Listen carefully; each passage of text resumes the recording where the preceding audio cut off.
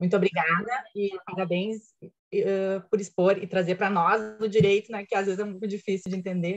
Muitíssimo obrigada. Nada. De imediato, então, nós vamos passar para a palestra do Dr. Diego Carvalho Locatelli. Ficou incumbido a mim, então, passar o currículo dele, que me dá muito orgulho, inclusive.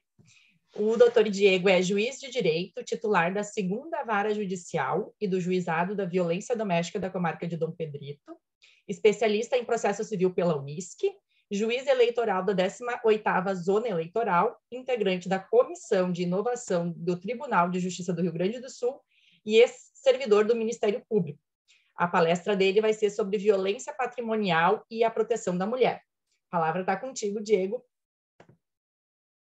Olá, muito obrigado, Fernanda.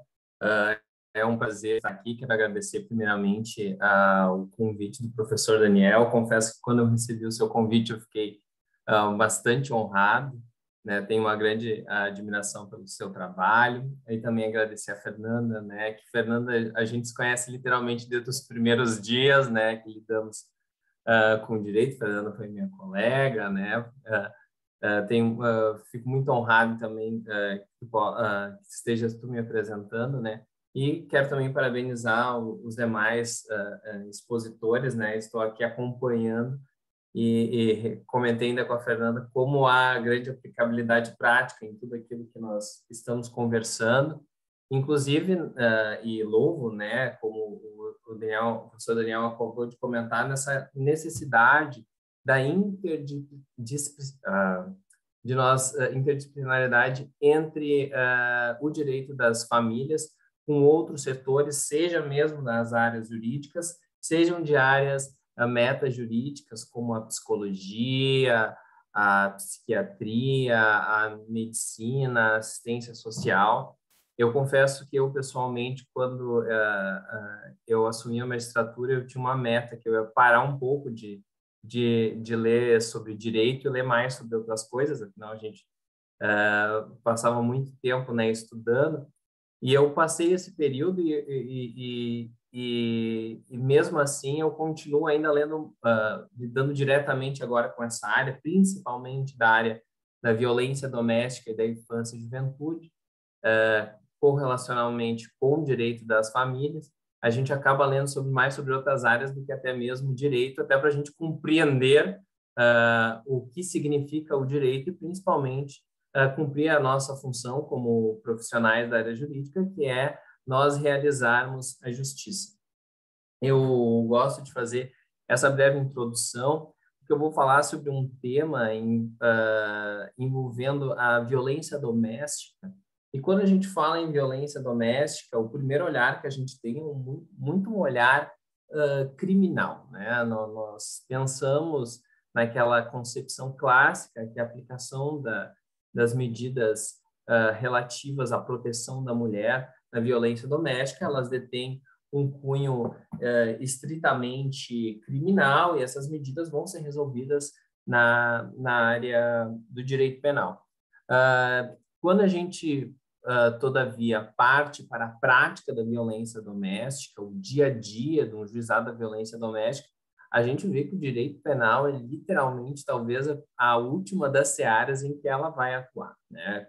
Quando nós estamos diante de uma situação envolvendo violência doméstica, nós acabamos também se deparando com realidades de diversos setores, realidades metajurídicas, tanto que é recorrente o encaminhamento para outras situações de atuação dos órgãos públicos, como a assistência social, a psicologia e a medicina, mas também nós acabamos percebendo que a seara da violência doméstica ela trata de um macro conflito que nasce principalmente na área do direito das famílias. E por conta disso, quando a gente analisa o nosso principal diploma legal, que é a Lei Maria da Penha, popularmente conhecida como a Lei Maria da Penha, nós temos de primeiro ter essa vista de que a Lei Maria da Penha ela é um microsistema, né? Como só ia acontecer no direito, não só no Brasil, mas no mundo, acaba-se aquela clássica dicotomia entre direito público e direito privado, e até mesmo a divisão setorial de muitos ramos do direito, que, claro, nós utilizamos nesse método descartesiano, né, para até mesmo lecionar, mas a gente acaba percebendo em que há diversas áreas elas acabam se comunicando, e dentre elas está a área da violência doméstica, devendo ser essa tratada como um microsistema, em que não se limita tão somente a medidas de cunho de direito criminal, mas também de diversos outros setores, e aí principalmente na área do direito das famílias e também de outros microsistemas que se comunicam, como aqueles relacionados à outra proteção de vulneráveis, como a proteção, as leis de proteção ao idoso e as leis de proteção de crianças e adolescentes, né? A Lei Maria da Penha, ela é efetivamente um diploma legal muito importante, porque além dela trazer medidas de cunho técnico, ela também traz medidas de cunho teórico. E isso é muito importante para o direito, porque um dos nossos maiores problemas está justamente naquelas searas conceituais, nos conceitos jurídicos indeterminados. E a Lei Maria da Penha, ela sana muitas vezes este problema, porque ela trata de muitos conceitos explícitos pelos quais a gente vai poder compreender todo essa macrolide, que um dos desdobramentos é a da seara da violência doméstica, mas ela como só ia acontecer, né? Ela vai se desdobrar em um processo de divórcio, vai gerar um processo de dissolução de união estável, vai gerar outras áreas envolvendo alimentos, né? E aqui, como eu vou comentar posteriormente, até mesmo as ações indenizatórias, ações de revisão contratual e até mesmo ações possessórias, né? É aquilo que acontece quando a gente trabalha com os direitos das famílias. Muitas vezes eu sempre digo que a família ela precisa de um tratamento, muitas vezes, quando ela vem ao encaminhamento jurídico, né? Ela precisa de todo um trabalho, porque diversos setores jurídicos acabam sendo afetados, e nós, como profissionais de quaisquer áreas, seja na advocacia, seja na magistratura, no Ministério Público, Defensoria Pública, a gente tem que trabalhar para guiar essa família e tentar resolver essa macrolide.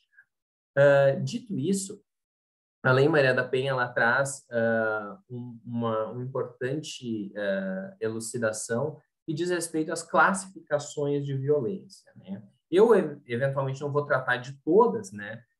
Quando a gente fala de violência doméstica, a primeira que vem à cabeça, obviamente, é a violência física, né? E outras também fáceis de serem constatadas são aquelas dizendo respeito à violência psicológica e moral, que vão se refletir naqueles delitos relacionados à injúria, difamação, calúnia, né? Outra seara de conceituação trazida pela Lei Maria da Penha é a violência sexual, né? Mas talvez a menos comentada de todas elas é a chamada violência patrimonial. Isso não me estranha muito, porque, como eu digo, a gente, quando trata da Lei Maria da Penha, a gente, falando como profissional de direito, a gente vê só aquele aspecto lá do direito penal, e o direito penal, infelizmente, falo como juiz de vara judicial, que lida com todas as áreas, muitas vezes ele é um pouco preconceituoso com o direito civil. Então, quando se trata muito com relação à violência doméstica, esse aspecto da violência patrimonial, ele é um pouco esquecido. Quando, na verdade, quando nós lidamos cotidianamente com situações de violência doméstica, nós vemos que a violência patrimonial, ela talvez é uma das mais recorrentes. E como eu digo, a Lei Maria da Penha, como ela é um microsistema, ela funciona como uma porta de entrada para a mulher que está sendo vítima de violência, para que ela seja acobertada pela essa rede de proteção, e aí possam se dar os respectivos encaminhamentos. E a violência patrimonial, ela é muito recorrente, né? A Lei Maria da Penha, então, no seu artigo 7º, inciso 4º, ela disciplina que a violência patrimonial é entendida como qualquer conduta que configure retenção, subtração, destruição parcial ou total de seus objetos, instrumentos de trabalho, documentos pessoais, bens, valores, direitos ou recursos econômicos, incluindo os destinados a satisfazer as suas necessidades, né? A gente pode perceber que ela é na verdade, um ramo bastante amplo de conceituação, né? E a violência patrimonial, ela está muito intrínseca à própria natureza com qual as mulheres foram tratadas ao longo do tempo, né? Infelizmente, né, é um absurdo nós pensarmos que em cerca aí de 150 mil anos de civilização, os direitos da mulher existem praticamente e efetivamente há cerca de 100 anos. Esse dado é muito complicado, porque enquanto nós estamos falando em termos de humanidade, e o que nós temos hoje de reconhecimento de proteção da mulher e direito da mulher é uma situação extremamente recente. As últimas vezes que nós tivemos assim aspectos em que a mulher era considerada protagonista de sua própria história se remontam ainda aos aspectos tribais civilizatórios da época das sociedades matriarcais.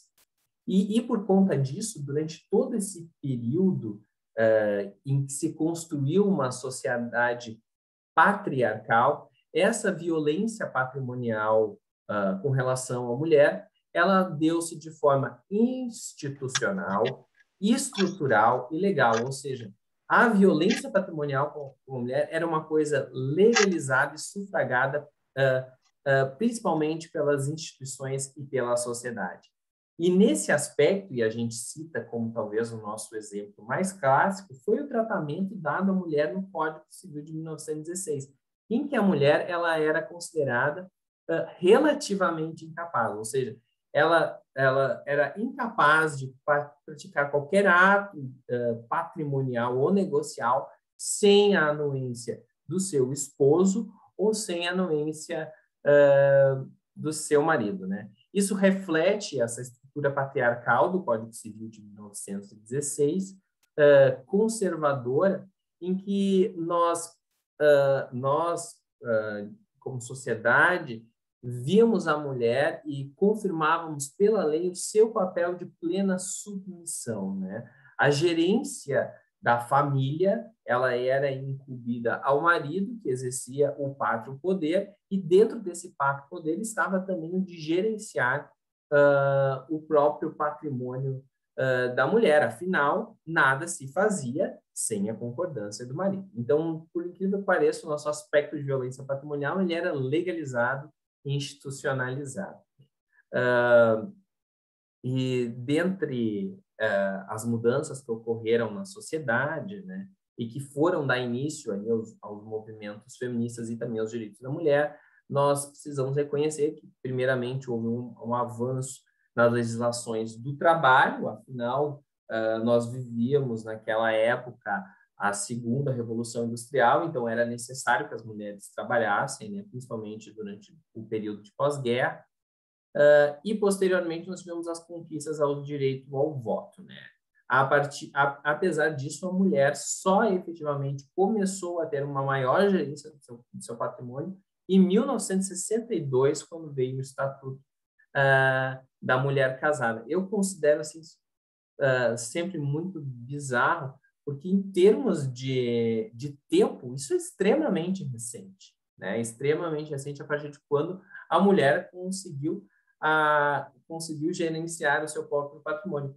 E olha lá, porque, na verdade, se manteve ainda a figura do marido como sendo gerente da família, e se falava lá na alteração de 1962 que a mulher seria uma colaboradora, né? Então, apesar disso, né, apesar de se conferir a capacidade civil à mulher, quem acabava mandando mesmo na família e, consequentemente, no próprio patrimônio, era o marido. Claro, com as leis, com a evolução das leis, os movimentos feministas, isso foi mudando, e a partir de 2002, a partir principalmente da Constituição de 88, que vai reconhecer a igualdade de direitos, mas eu brinco sempre que, embora tenha sido reconhecido esses direitos, se passou por um processo até nós termos o Código Civil de 2002, e consagra efetivamente no Plano Civil uma igualdade de direitos, inclusive de cunho patrimonial, com relação à mulher. Mas, apesar disso, apesar de ter mudado o tratamento legal institucional, a verdade é que essa cultura patriarcal de que a mulher é incapaz de gerenciar o patrimônio e deve ocupar um papel de submissão, de cuidar do lar, que ela não tem condição de obter e desfrutar do seu patrimônio sem a anuência do homem, é um aspecto cultural que ainda permanece. E quando a gente refere que ainda permanece, e é possível ver no cotidianamente no juizado da violência doméstica, a violência patrimonial ela atinge tanto a mulher lá da classe menos abastada, quanto das classes mais abastadas. Ouso-me ainda dizer que, principalmente nas classes mais abastadas, onde há mais patrimônio, é mais ainda recorrente a violência patrimonial, justamente porque é possível, graças a um patrimônio do esposo, companheiro ou até mesmo da família, uma maior possibilidade de serem utilizados artífices para praticar essa violência, né? Como nós tivemos até a professora Simone ali falou muito bem sobre as sociedades familiares, esses tipos de fraude, infelizmente, eles são mais recorrentes, né? Quando a gente fala em violência patrimonial, em espécie, há efetivamente aqueles casos mais rotineiros e mais fáceis, né? Os casos clássicos, vai lá e quando tem a separação, quebra todos os objetos da casa da mulher, quebra telefone celular, notebook, principalmente por causa do ciúme. Eu não vou entrar nesse mérito, porque são os casos mais fáceis, mas também eu quero pontuar uns casos que tratam de maior complexidade, né, que envolvem o direito das famílias. Nesse aspecto, como eu referi anteriormente, há uma cultura de que foi criada que a mulher ela não deveria gozar do patrimônio, né? E nesse aspecto, é disso que muitas famílias optam, efetivamente, por um modelo, digamos, mais tradicional, em que a mulher é dedicada aos filhos, aos cuidados da casa, e o marido realiza serviços mais externos e consegue ganhar mais patrimônio. Apesar disso, é adotado o regime comum da comunhão parcial de bens, porém, quando se tem uma dissolução, o que acontece? O marido não quer dividir os seus bens, né? E há daí um problema, né? Há um problema que, inclusive, vem de antes disso, pois muitas vezes o próprio agressor, e a gente tem que usar os termos reais, a pessoa que pratica violência patrimonial é um agressor, e pratica esse tipo de violência de uma maneira silenciosa. Esse é talvez um dos maiores riscos da violência patrimonial. Ela acontece de uma maneira silenciosa e quando a mulher descobre que é vítima de violência, vai descobrir isso quando? Lá no momento do divórcio, lá no momento da dissolução. E quando isso acontece?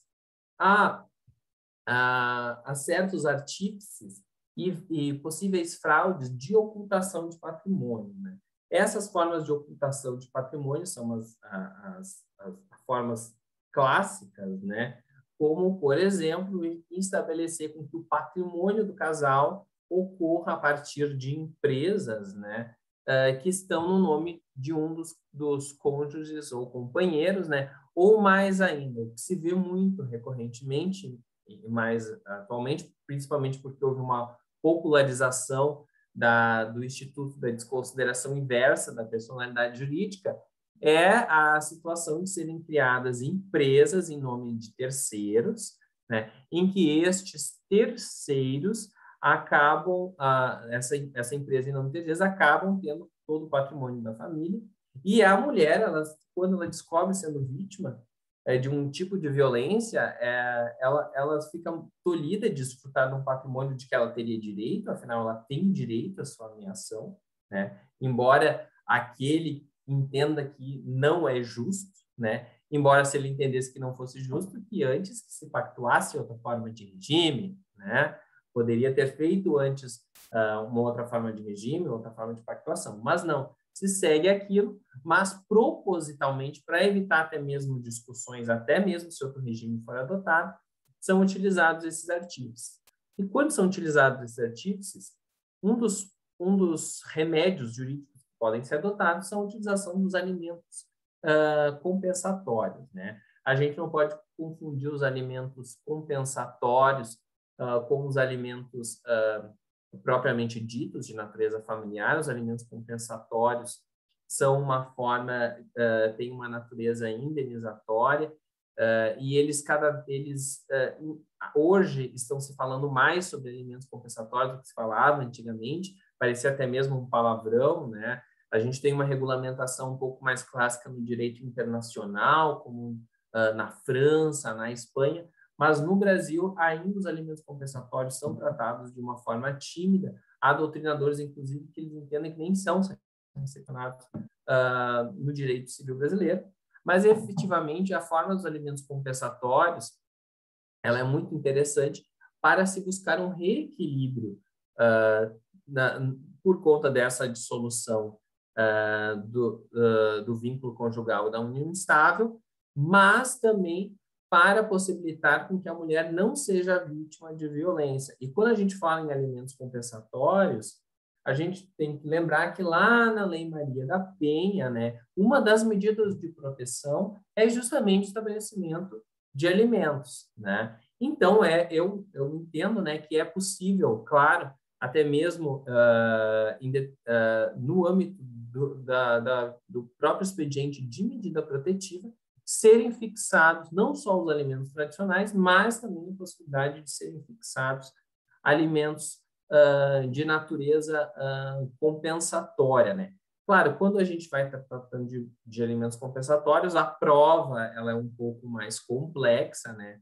Quando talvez estivermos diante de situações de fraude, talvez não seja possível, somente seja possível buscar em um processo civil, uma dilação probatória, mas em outras formas de ocultação de patrimônio que são recorrentes, isso é possível também ser adotado, até mesmo em caráter liminar, por meio de medida protetiva, né?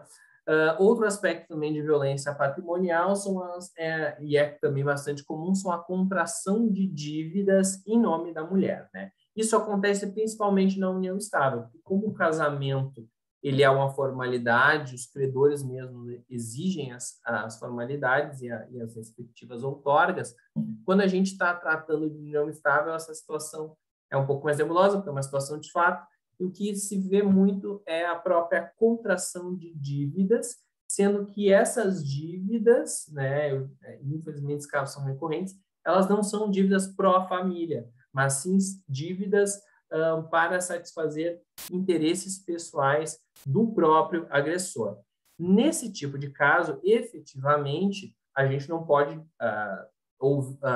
fazer uma implicação de juízo contra terceiros, né? A mulher acaba sendo demandada pelo banco, pela financeira, por conta, por exemplo, de um carro, outra coisa que foi adquirida pelo companheiro, para ele ou até mesmo para os seus familiares, como a gente já vê, às vezes compra um carro lá para a mãe, né? Mas bota no nome da esposa, porque a companheira é funcionária pública, ela consegue o crédito consignado, né? Nesses aspectos, evidentemente, com relação ao terceiro, não seria possível uma quebra desse vínculo contratual, né? Mas, contudo, seria possível a mulher buscar, né, uma reparação por conta de eventual enriquecimento sem causa de que esse agressor teria beneficiado a si ou terceiros com o nome dela, né? Isso, obviamente, observando que essas dívidas não sejam relacionadas à própria manutenção da família, porque aí seriam dívidas familiares e divisíveis, né? Comunicáveis, né? Além disso, as situações de violência patrimonial, elas também implicam, né, a possibilidade de indenização, como se vem reconhecendo nos tribunais, né? E quando se refere a essa possibilidade de fixar a indenização, essa indenização pode até mesmo ser discutida no processo penal, né? Não necessariamente no processo civil. Mas eu acho que, o que acontece? Como o direito penal cuida mais do direito penal, muitas vezes, e esse é o posicionamento do tribunal, não se tem aquela discussão no civil, se tem as discussões relacionadas aos elementos do dever de indenizar, mas não estão discutidos no processo penal as questões envolvendo o quanto. Então, o que se vê aqui na jurisprudência, embora no processo penal haja a possibilidade de ser fixada uma indenização mínima em favor da vítima, como muitas vezes o quanto não é discutido, essa indenização ela não é fixada. Por isso, é importante que nos processos, né, a gente sabe que quando tem processo de divórcio, não é aquele como guarda, a regulação do regime de convivência, né, os alimentos e a partilha de bens,